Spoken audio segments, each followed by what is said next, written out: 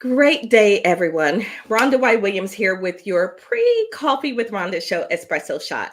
So, telling doesn't teach, nor does it change behavior or culture. So, today there's so many terms that we use to describe the type of leaders that we want to see in our workplaces. We've got authentic leaders, relational leadership, we've got servant leadership, agile leadership, sustainable leadership, and inclusive leadership. But saying it doesn't make it so. So we have to figure out how to get there.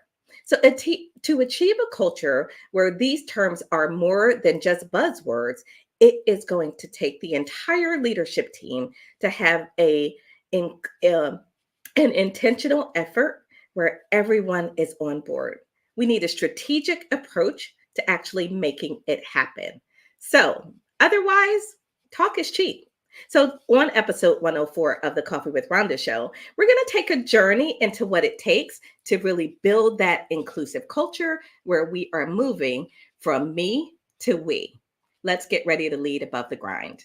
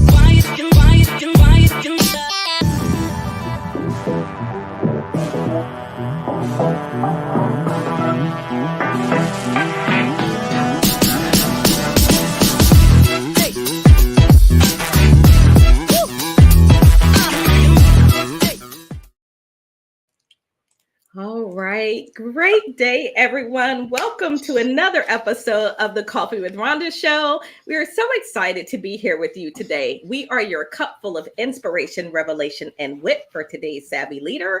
And we are excited to be in season 9, and this is episode 104. So before we introduce our co-host and our special guest for today, let's do our little bit of housekeeping. So if you have not already subscribed, we'd love for you to subscribe to our YouTube channel. You can do that really easily at coffeewithrhondashow.com. I'd also like you to stop right now, take a moment to like and share this video, because I promise you there is something in our conversation today that others will want to hear. So with all of that being said, my name is Rhonda Y. Williams, and I'm your host for the show. And I am a former chief nursing officer and hospital CEO. And as such, I've had my share of stress, right? So given all of that, I believe today we must modernize our approach to leadership to include ongoing growth and development and overall well-being for ourselves and others. So the work that I do today is at Above the Grind Leadership, where we help move organizations forward, and we help them systematize culture so that they can maximize their profits. So you want to learn more about the work that I do in the world, you can visit atgleadership.com. So with that being said, today I have my cup, and my cup says, I'm crabby till I get my coffee.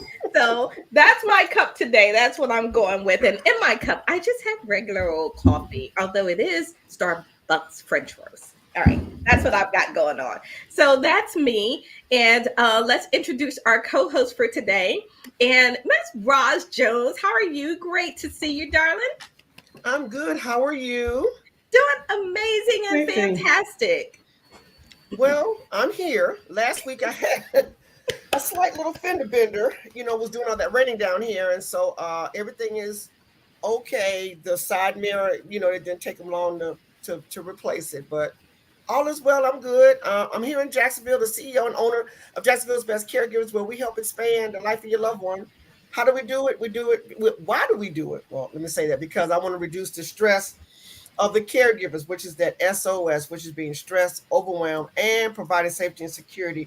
When you can't do it all, give us a call. I have sweet orange tea with lemon And honey, and I want to know where you got that quote from that says, if you don't talk to Rhonda, you're in trouble. The one that Oh, wait, did you catch that in the no, put opening, that back Roz? up. Wait, hold on. That's why I was laughing when we came in. Okay. And now hang on to your butts as Rhonda got. Hang on to your butts, people. Ooh, it's becoming very serious now. Yeah. Awesome. Thanks, Roz. Good to see you and glad that everything is okay. Murray. Hello, everyone. This is Murray, all the way from Perth, Australia, the greatness engineer with you today.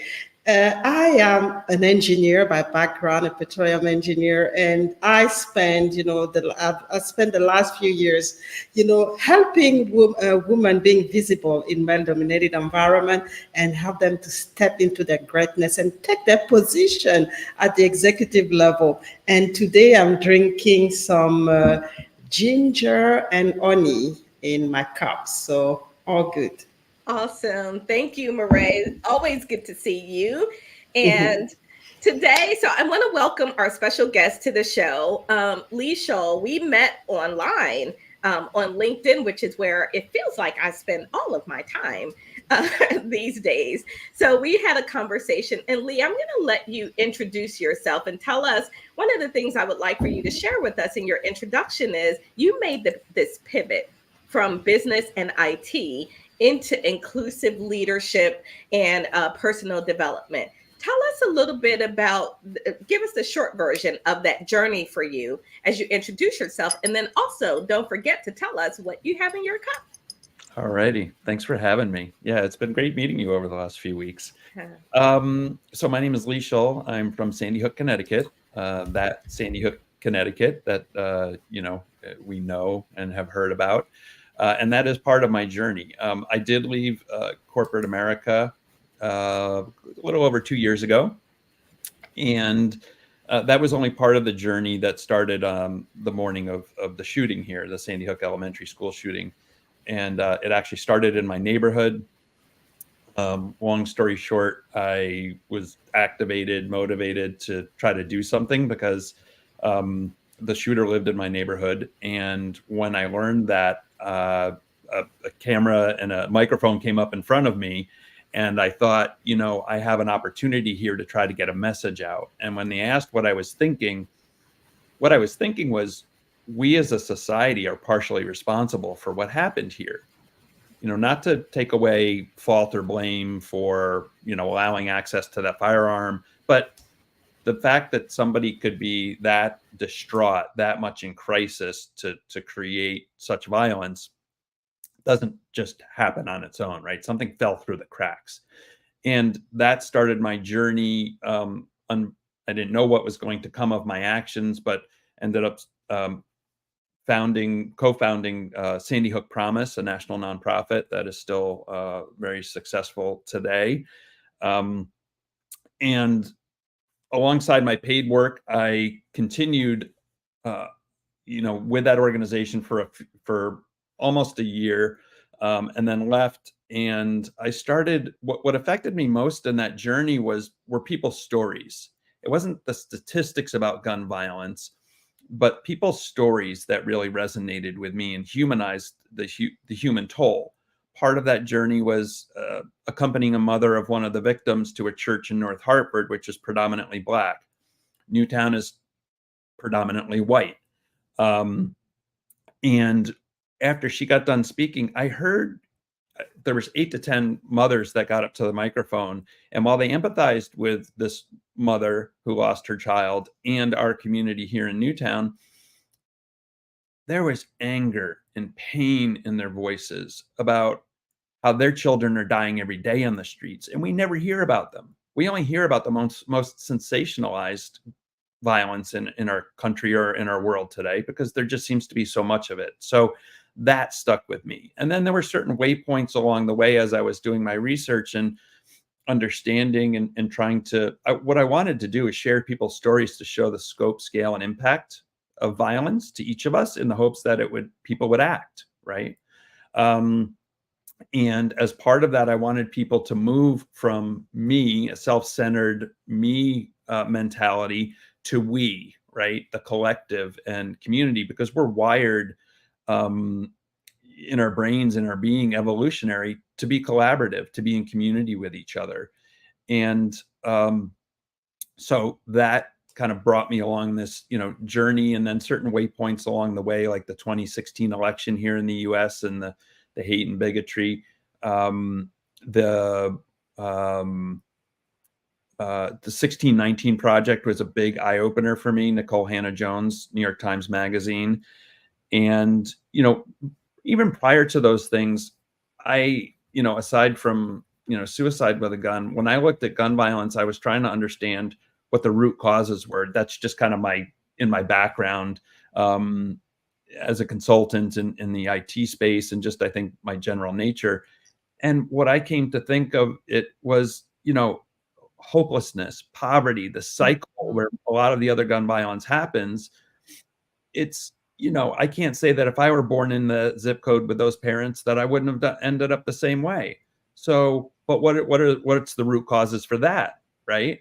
So then along, as I mentioned, these other waypoints, my eyes really kind of became open to, I'm kind of embarrassed to admit it, right? But we're not educated really on how this country came about, and on the back of Indigenous and Black people, is what this country was built on, basically. So that has just motivated me. When I quit my job, it was I kind of realized afterwards how toxic it was, but I left because of health reasons. Then I decided, with the help of my mother paying forward some, pre-planned a little bit of inheritance, to allow me to make the shift into what I'm passionate about. And that really is helping our society become more just and peaceful. That's a very long intro. I know you asked for a short one, but it's in a short way. And I am drinking coffee this morning from, this is D&I Strategist. This is a Black woman owned D&I company based in Atlanta, Maryland, Christina Smith, and I've been working with her. This is part of my journey too. I met her in a course of personal justice, workshop for racial justice, personal work justice, put on by the Pauli Murray Center. So yeah, thank you so much, Lee. It was a long opening, but I think it's important for us, right? That context and why you're here, and the fact that such a major and significant event happened, and you were right there, right? To have the Sandy Hook shooter be from your neighborhood, and to just be in the middle of that, I would think would, excuse me, cause anybody to sort of pivot and transition where they are in their life. So a couple of things I want to do. So there's a few people out there saying good morning before we get started. Christopher Andrade, good morning to you. He said safe and savvy, Roz. So it's great to see you out there this morning, Christopher. And don't forget, if you're out there, don't forget to tell us where you're watching from and what's in your cup. Mom's out there. Hey, Mom, good morning. Chilly morning here with a large cup of mint herbal tea with lemons. Excited for another great show. Welcome back, Roz. Mom always misses Roz when she's not there. And Just Page says it's paused. I'm not sure what that means. Hopefully the video is restarted for you. Dia says that's wonderful. And keep up the great work, Dr. Murray Tulakema.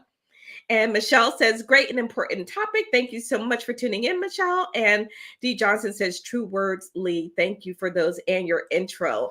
All right. So again, if you're out there, say good morning. Tell us where you're watching from.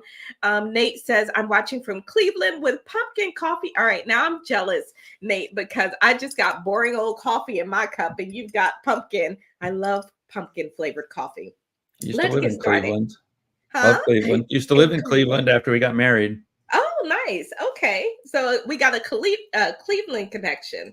So Lee, every guest I ask to start with an opening quote. And I say, send us a quote that resonates with you, that's connected to our topic. And then I want you to tell us why this quote why this is powerful, why this quote is important and matters to you. So I'll share your opening quote. I'll read that for those on audio, and then I'm going to ask you to tell us a little bit about what this quote means for you.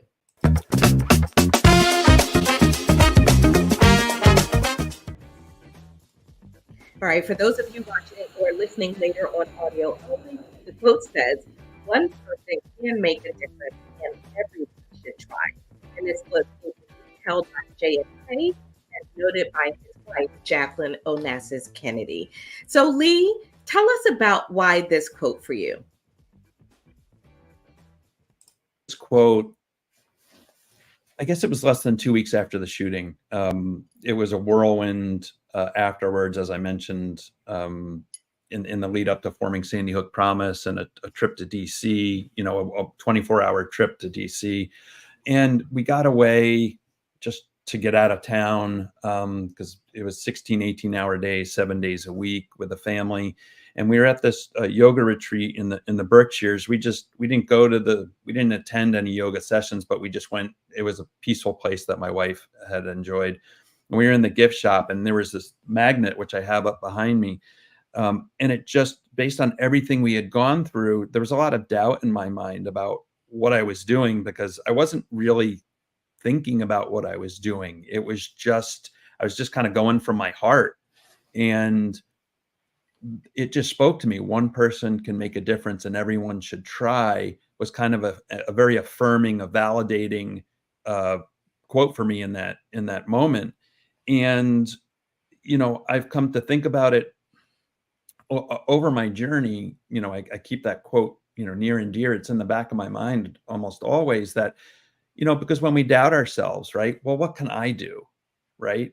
But we can make a difference. And the more I thought about it, the concept of me to we, when I kind of formed this action plan of moving people to action, I often use this metaphor of a drop of water in a puddle, right? And you get the concentric rings outward from that. And I thought, okay, what if I can be that drop of water, and I can, if I'm doing good in the world, if I'm helping people, I can convey those feelings and sentiments to my family and my friends, and those concentric rings outward, my social circles, my community. The more people, the more drops of water in that puddle that are doing good, eventually in that puddle of water, you're going to get those concentric rings overlapping. And I think that's where we're going to have a more just and peaceful society. So that's what my main thrust is to try to get people to believe that they can make a difference. And we can, as small as it is, even if we ourselves just stop causing harm or do something to put a break on the system of oppression in our country, then you're doing something. I love that. Absolutely. And I want to ask Marae and Roz about that, because that quote, when you're talking about one person can make a difference and everyone should try, there's so much happening in our world, so much that we're passionate about, but it can feel heavy, right? It can feel a little bit overwhelming, like there's no way that I can do this. So Roz and Marae, I want to get your response to that quote in just a second here. Let me read a couple of comments out there. Pat's out there. Hey, Pat, thanks so much for joining and tuning in. Pat says, I love it. And Christopher says, I have a Jeroboam of Pete's Supreme Black. And it's Pete's. And then also said, such a profound quote. Now more than ever. Absolutely, Christopher. I agree. So Marae, let's start with you. When you hear this quote that we should all try to make a difference, how does that land and resonate with you? And, are there times where you feel overwhelmed, like I can't possibly? Yeah, I think there's always, especially when you look at what's happening right now, you start to ask yourself, where do I start? And am I really going to make a difference? And I always go back to this quote, and I'm going to read it here, is, if you think you are too small to have an impact, try going to bed with a mosquito in the room. And you see, that's what it's all about. We're not too small. There's always something we can do. It might not have, an impact straight away, but if we keep, doing the great things and really add this up, it's, there's going to have a ripple effect. And I think, by doing something, we also, inspire people to follow. And that's how, you create this big impact that we're really looking forward. And sometimes it's just about, being the person to start the process. And even if it's little, just keep going, just make a small impact, and then people will just follow, and it will at the end, be something big. Look at just this show, how we started, it's just, crazy. We started really small, and now, we have, people watching for all over the world, and we are making a difference, in people's life, even if, we're not saying it every day, but it makes a huge difference for people, especially in terms of leadership and understanding that we have to be the leader that we're looking for. I love that. And what a way to end that. You said so much really powerful there. But Roz, let me come to you and ask you about your thoughts on the quote and how you feel about that. When I heard the quote, it made me think about, if we're consistent at what we're doing, what type of impact we will have. And going back to what Mariah say about the show, we've been consistent. Even when we've had our glitches or whatever, people understand that we're not perfect, but we're giving them good information. And in each one of our businesses, Lee, Rhonda, myself, Mariah, we're all consistent in our business. And it's because we've been consistent, we've been able to make impacts that not only touch us, but the people who we come in contact with, because we're so consistent. That's where Lee says, when that pebble hits that water, that's when the ripple effects come over each other, because we have impacted someone, and someone says, well, I know Mariah can do this. I know Rhonda can do this. I know Lee. So it comes back to us.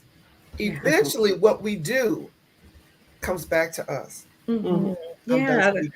Thank you, Roz. Yeah, I love that. And really a powerful way, I think, to start this conversation. I was telling Lee before the show that I never know where this conversation is going. And it's one of the fun and exciting things about the show. It can also be a little scary, right? Because I don't really know where it's going. But, and I do like a bit of control. And on the show, I feel like I don't have a lot of it. But I love sort of some of these conversations and the way they dive. And Lee, one of the things I was thinking of as you were speaking about that drop, I'll speak to my own thoughts, because Mariah talked about us each in our businesses. I am building a global leadership organization, right? I want to impact leaders globally in their ability to show up for themselves and others, to be inclusive, to create the environments that we love, that we want to be in. There are some days where I think, what in the world? What am I, right? There are some days where it feels so heavy that I'm like, you can't possibly do this. And then there are other days where I think, stop looking at the long term, right? Don't look at the whole elephant, just one little bite. Today, what's the bite that you can take? So that is, one of the things that I take from the quote. So Mom said, yes, Mariah, one person can inspire others. And I'm in a prime example. Yeah, Mom is always like inspiring everyone. Let's see. Pat says, every little bit counts. The multiplier effect can never be discounted. On point, Mariah.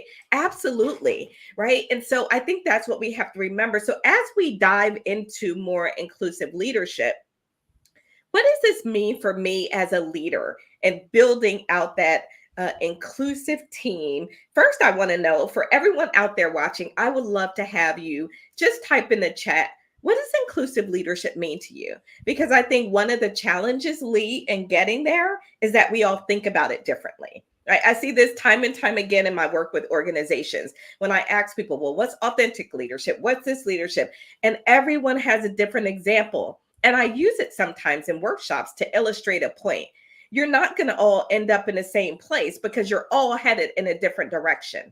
Right. So we have to come together and understand what is inclusive leadership.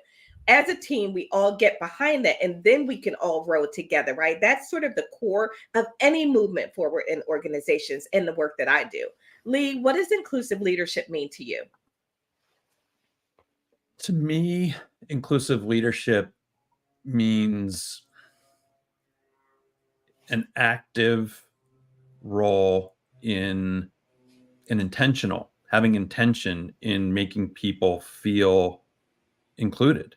And at the root of that, I think, is, something called psychological safety, right? Mm-hmm. That people feel safe to learn, to, ultimately in a higher performing team, to be able to challenge the status quo or challenge questions or decisions that are being made.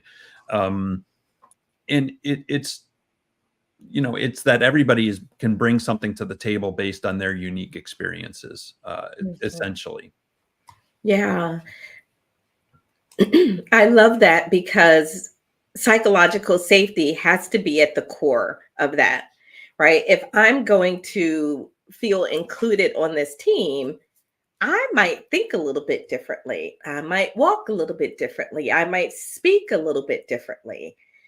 Am I still fully valued and recognized as having a place and a voice on this team? So let's just do a quick round robin, Roz, because again, it's all different, right, for us. Roz, what does inclusive leadership mean to you? I think for me, it's an unprecedented change. And I'm going to give you an example. Coach Deion Sanders. Unprecedented change.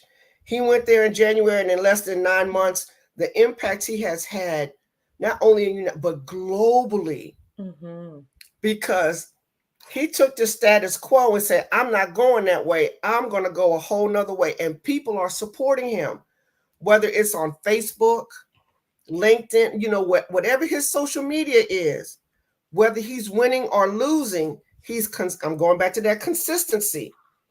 He's consistent. He's inclusive. When he came to Colorado, hey, I need to see more people brown, and, I need to see some other colors here. Mm-hmm. And he made sure of that, not only on his staffing, but also, everywhere in the school. So his impact has, even changed some of the things that I do, because I read his quotes every day now. I follow him. That's even though I'm not in Colorado. Yes, I bought a Colorado sweatshirt. That's the impact, because his simple thing is, I believe. I believe. And just those two words, I believe. And so he's made an impact. And so that's what I think of. And I'm done speaking. Thank you, Roz. Oh, see, now you got me going. I need a Colorado shirt too, because I am interested in the leadership clinic that he's putting on in Colorado, right? Forget about whether you like Deion or not, or he's flashy or what. Forget about that. Think about the leadership that he is showing and his impact, as Roz said, and how it's transforming, not just that team. It's transforming, and that ripple effect, Lee, that you mentioned earlier, is definitely happening there in Colorado. So thank you for that, Roz, because now I need a jersey or a shirt for Colorado. But thanks for that, Marae. Yeah, I think for me it's more about recognizing, accepting, and integrating everyone, special gift, because like we mentioned before, we can't do it on our own. We bring, one aspect, or one, we contribute, but we need other people contribution. So accept the diversity that they have, accept the, the knowledge, the special knowledge that they have, things that we don't know as leader, that can come and complement, whatever mission, and vision we actually have, for the team, for the country, for whatever, for the communities. Really integrated everybody, not judging, not, respecting that, and trying to use that to create something that can be integrated, that can have a bigger impact than our own, our own gift. Excellent, Marae. Thank you. Thank you for that. That integration. So what just came to mind as you were speaking is integration to impact. Somebody Somebody should coin that phrase. Like I literally just thought about it, right? Integration to impact. Impact, I yeah. think it's huge. A couple of comments. So Pat says, for me, it's about being a leader, being aware of my own biases, and I'm able to consider other perspectives to inform decisions and collaborations. Love that, Pat. I think that's really that's a great way to describe it. And Nate says, inclusive leadership is being sure everyone has a voice and is comfortable sharing it, right? So it can go from anything super complicated to really simple in terms of inclusive leadership. Why is it hard? Why is it hard, Lee? Yeah, I'm here for it. I think, two words, as this was going around here come to mind. I think because it requires vulnerability on the part of a leader, right? Somebody mentioned being aware of my biases. That takes vulnerability and introspection to realize maybe what I've taught or what I believe is not, in fact, reality, right? The way I've been conditioned over my life as a white cisgender heterosexual male, and authenticity, right? That's Deion Sanders. He's authentic, and as you said, consistent. Roz, he believes on who he is, and he's not ashamed to go there and to just hold fast to it. So I think vulnerability has a lot to do with it. I think it's hard the way we've been conditioned in the U.S. society. I want to be mindful that globally, each place has their own cultures, and even within the United States. But we're conditioned to be perfectionists, right? To be high achievers, to not show weakness. And some people think vulnerability is a weakness, right? If we admit something that we don't know or that we're not as strong at. So I think to overcome that, we need to be vulnerable, and that takes some introspection and learning about ourselves. And quite honestly, on my journey, the more I become vulnerable, the easier things get.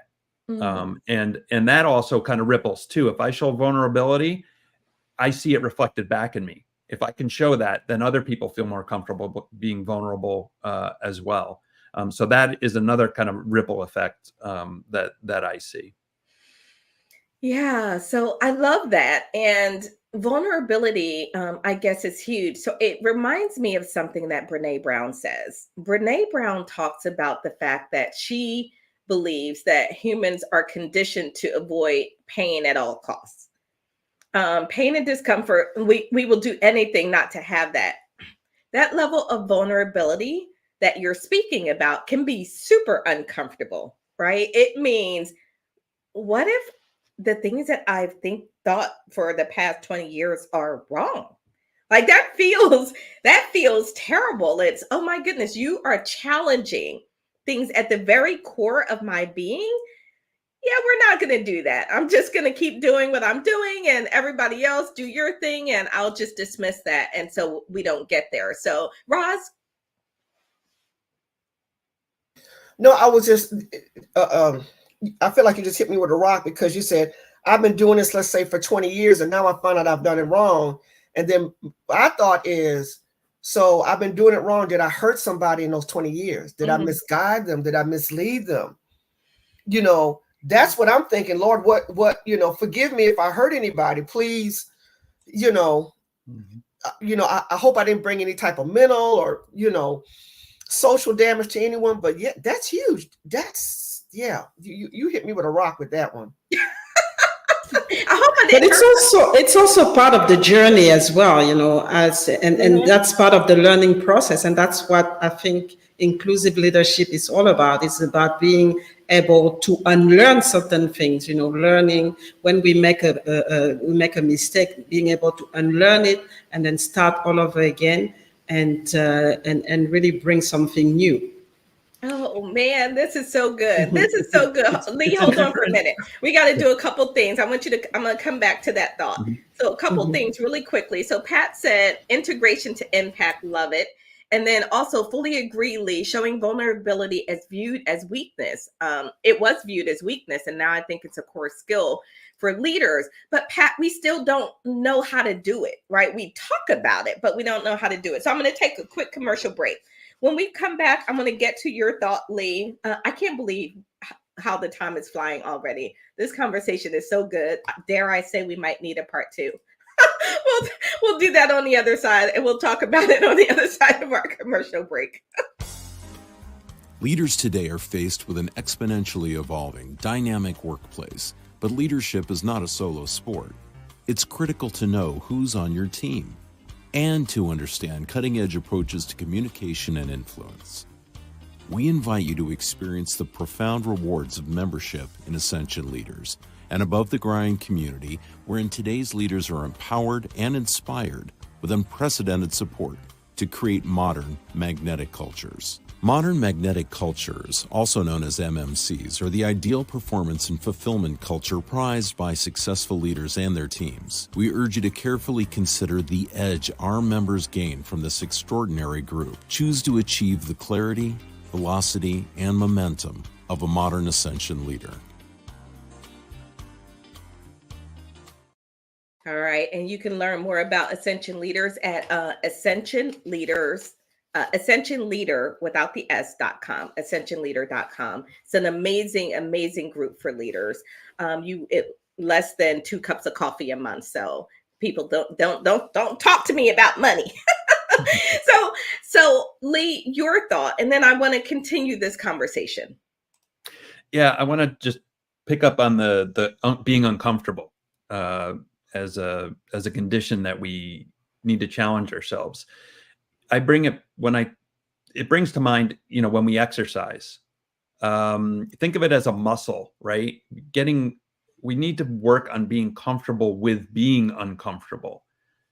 And it takes practice and it takes vulnerability to put ourselves out there. But the more we do it, the easier it becomes and the less uncomfortable it becomes. I'm not going to say it'll ever be comfortable, the less uncomfortable it becomes. So think of it as a muscle, right? When we exercise, we stress and tear our muscle fibers, and that's what enables us to grow, right? We feel the pain. We know we're going to feel the pain in the next day or two, the soreness.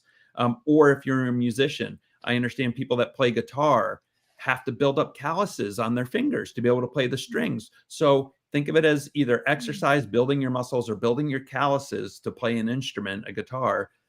That's the way we become a little bit more comfortable with being uncomfortable. And it means taking risks. It means making mistakes. We're going to make mistakes. We're human. So just understanding that it's okay. You're going to recover. As long as your intent is there, we can get through it. It's not as hard as people think. And look, I was there. It's taken me a while to get here. And I'm not saying that I'm at any end point in my journey. I'm still learning and continuing to grow, but it just gets a little bit easier as you gain more confidence in yourself. Yeah, thank you for that, Lee. I love that. Mom said some of the most successful people are, and I think she's referring to getting uncomfortable and being comfortable with being uncomfortable. As we really think about this, it really does require us to create an intention. But I think one of the things that has to happen is we have to lose the judgment around it for ourselves and others. So if you are in a position where, maybe you feel like you are being treated misfairly, if you're in an underrepresented group or anything there's a lot of anger. Like, people are frustrated about this. Why are we still having this conversation in 2023? For the singular person that doesn't realize that maybe they've hurt someone over the past 20 years or that their actions were wrong, do we want them to feel pain about that past 20 years, or do we want them to just move forward? Right. And that's a decision that we have to make, because if we don't release the judgment, not only of others, but of ourselves, we can't get past it. I'm not going to want to beat myself up all the time. And I feel awful. And now I was wrong. And I did this wrong. And oh my goodness. Well, who wants to go through that? But if we can learn to suspend judgment with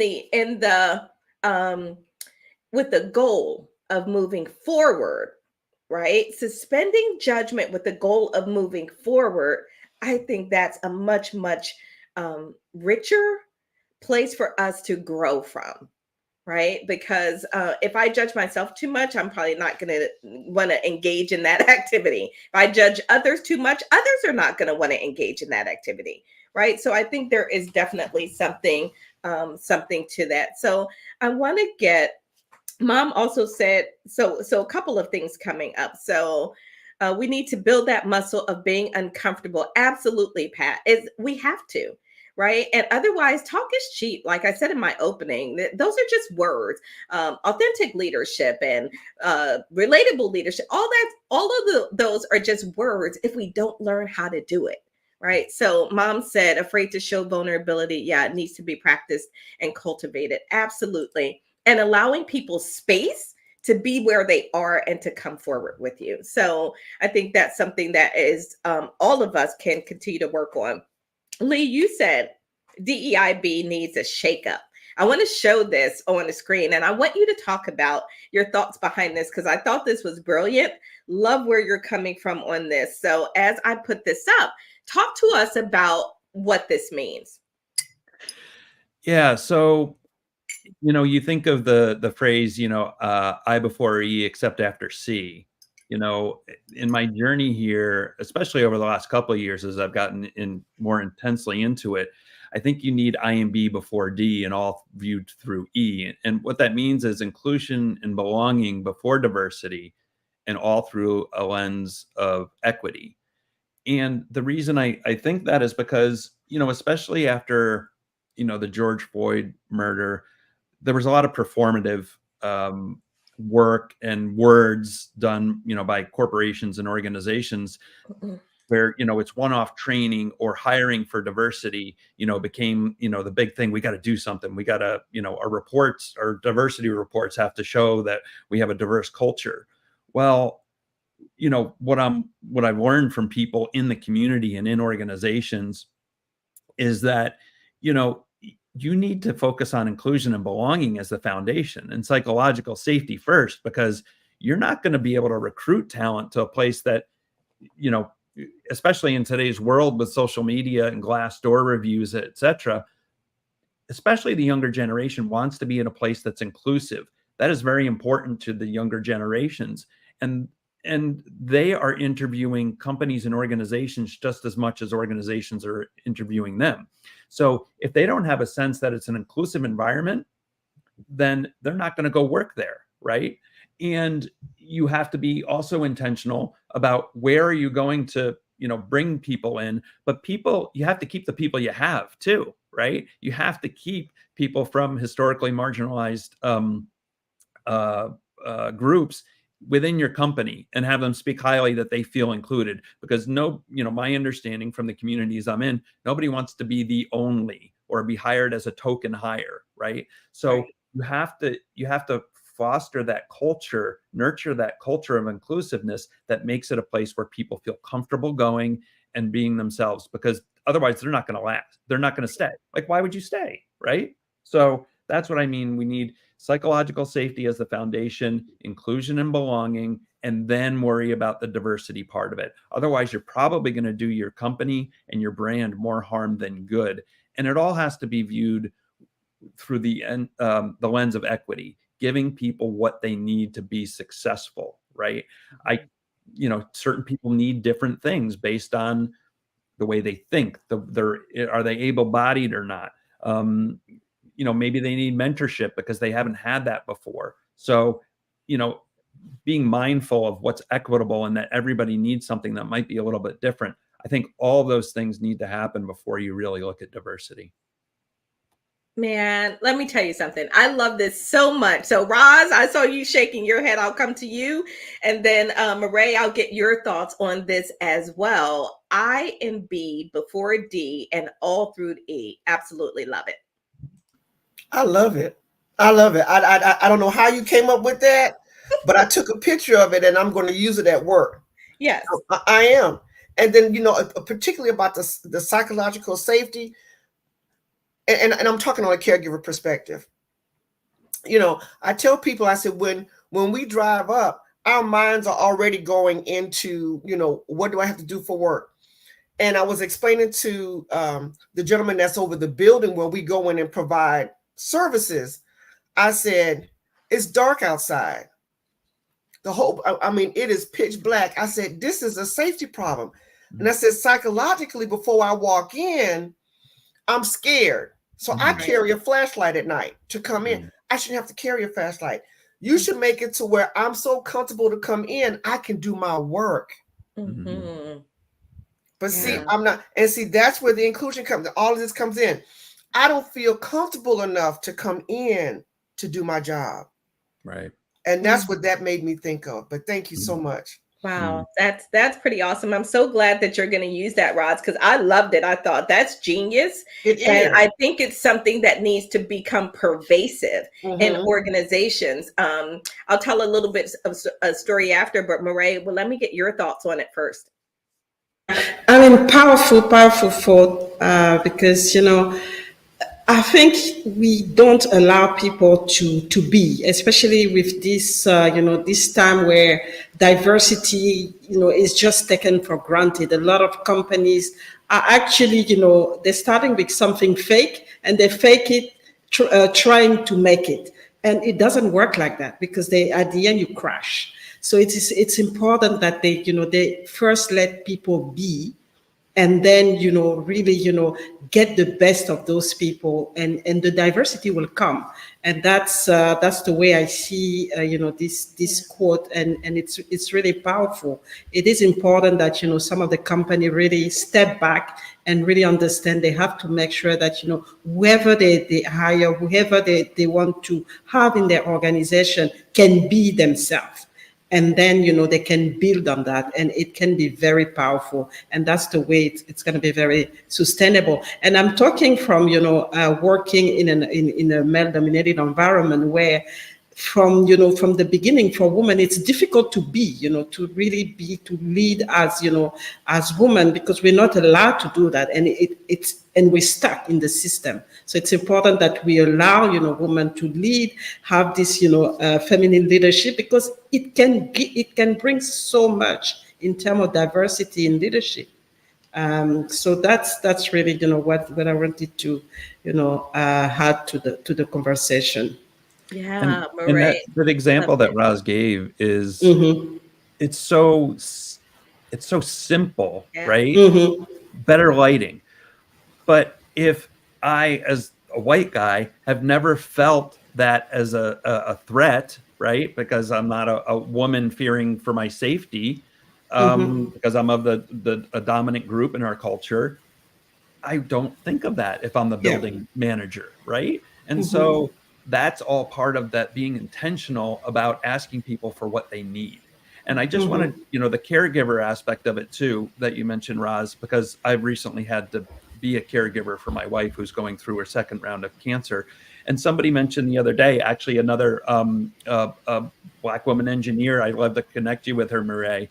Michelle Hayward does work in this space too for female engineers and STEM. But, she mentioned there was a discussion about ERGs and having an ERG for caregivers. Yeah, that makes total sense. That's part of what we bring to work. And we can't separate people that say, oh, you can't bring your whole selves to work, or don't bring your personal life to work. How can you not? Right? Exactly. We're human beings, and we also bring work home. We also bring work to our homes. Right. So it's not a realistic expectation to keep those two things separate. Yeah. No, I love that. Christopher said, nailed it. I think we were talking about the DEIB. I think it's so important. This is a really important conversation because that psychological safety piece is huge. But I think one of the challenges is we are doing a lot of assuming and not a lot of asking. And there's two elements to this. Even if you ask, if I don't feel safe telling, you're still not going to get good information. Right? So you've got to create the space. So the story I was going to share is I got a phone call or not a phone call, someone reached out, I can't remember, on LinkedIn, or somehow they found me and said, hey, we're a tech company and we are growing and we're not very diverse. And we recognize that. And so, but we don't really know even where to start and how to hire other people that we want to bring into the mix of our company. And so I end up saying, okay, time out. I got a whole lot of questions because I'm not just going to give you, oh, here's where you go higher. I had questions about what have you done to prepare your workspace for this, right? What conversations have you had with your team? What does that look like? Are you just looking to add numbers? Or I had a lot of questions because you don't want to put someone in an environment where you have, so it's like planting seeds or flowers in soil that has not been prepared, right? And then you expect for it to work. Well, and then you say, well, we tried it and it didn't work. Right. So it's all a terrible, vicious cycle if we're not really, really careful about how we do this. So I just wanted to put that piece out there. We got to do the work. We've got to do the work, right? To be prepared for this. So and let's. what does that work mean to you? Because this is something that I'm keying in on, like doing the work. And for some people, you know, especially white guys, is, you know, I didn't understand really what doing the work meant. And I do have a better sense of it now. Yeah, I think so. There's two levels, I think, to doing the work. There's the individual work and there's the organizational level work, right? And almost everything I coach organizations on is at two levels. Emotional intelligence, I don't care what it is. There's always two levels, individually and organizationally. At the individual level, I've got to be willing to be vulnerable, to look, to be, one of the best practices is reflection, right? To reflect on who you are, how you're showing up, how others are responding to you, what went well, what didn't go well, what do you, all of that, right? So I think doing the work on that individual level, but also having broader conversations with the organization, setting a clear goal and intention, setting vulnerable spaces and times for us to open up, to share, why are we hesitant? Or what causes us fear and anxiety around this, right? And then setting some clear goals and where we want to get to and what that looks like. And then it's being accountable, right? It's having accountability systems, processes, metrics in place to make sure that we are headed in the right direction. Not it's a punitive thing, but when we're not, we can get ourselves back on track by saying, hey, we said this was where we were going. Here's where we are. Let's talk about what are the obstacles and challenges and barriers that we have to continuing to make progress. So when I think of doing the work, that's what I think of. And why is it important, right? Why do you as an individual or an organization feel it's important to be inclusive and have an inclusive environment? Yeah, absolutely. You have to have your why, and you have to be, I think, grounded in it, and you have to feel it's important, and you have to have the intention to do it. Yeah. I mean, it's a cultural transformation that really, to me, needs to be in the mission and vision strategy, you know, of organizations. It's a journey. It's not a one-off training. You know, I come from the IT world. You know, you wouldn't buy this SAP software package that I used to install and just, you know, plug it in and hope that it's going to work, right? You'll initially have a go live, and then you're still not going to be using all the functionality. It's a journey that takes place, and it's a shift. It's a cultural mindset. Yeah. I often say to people, it's not rocket science. In some ways, it's harder because we're not dealing with the laws of physics or anything like that. We're dealing with people and social change and cultural change, and it takes a lot of effort and consistency and commitment. Absolutely, Roz. I'm going to say also too, in corporate world or wherever, when someone gets hired, this should be a part of the employee orientation. It's got to be. It's got to be. You can't wait. Well, you shouldn't wait 10 years later. And now let's talk about inclusion because we got a problem at work. Let's try to start not try. It should be a mandate to start when they first come to work. A mandate. And then every month, there should be trainings on it every month. Just like you go and get your oil change we need to have this continual training and maintenance on our employees or stakeholders, whatever you want to call them, every month. Every month I have to update my care plans for the people I'm taking care of because they're not the same today as they were 30 days ago. Yeah, something has changed. Yep. Continuous improvement. Yep. Yes. Continuous improvement. And it has to be embedded. So when I work with an organization who is wanting a one-off training, it tells me something, right? Because as I said before, telling doesn't teach, right? Teaching is through repetition and practice and reinforcement. That's how we integrate learning. So I can tell you something all day. I say this all the time. We know a lot of stuff. Knowing is not the thing. Knowing does nothing if we don't integrate it into who we are and what we do. One of my favorite quotes is, "It doesn't matter what you know if it doesn't influence what you do," right? You can know all day long, but what are you doing with what you know, right? So love that. So Christopher said, there's endless pressure on the best of us to compensate for the worst of us. We need evolution, not just a growth spurt. And he says, agreed, absolutely. So gosh, we're getting time to close to end. And I know Lee's got some things that he wants to make sure that he's off of here for. So we need to start our wrap up process. We didn't even get to our top two, which was going to be a good one. I'll save it for next week, the top two, so that we can make sure that we wrap up properly. But we need to take our coffee shots.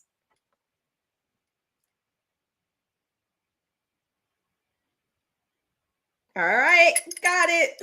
Thank you kindly. So, wow, what a fast, energizing hour. I've thoroughly enjoyed this conversation. So we're going to move into our closing segment of what's in your cup. So when we come back, what we want to know from you is, what did we put in your cup today? What did we fill your cup with that you want to take away, that you want to ponder, you want to reflect, you want to act on, that you got from this conversation? So we'll come back and do a round robin and wrap up right after this.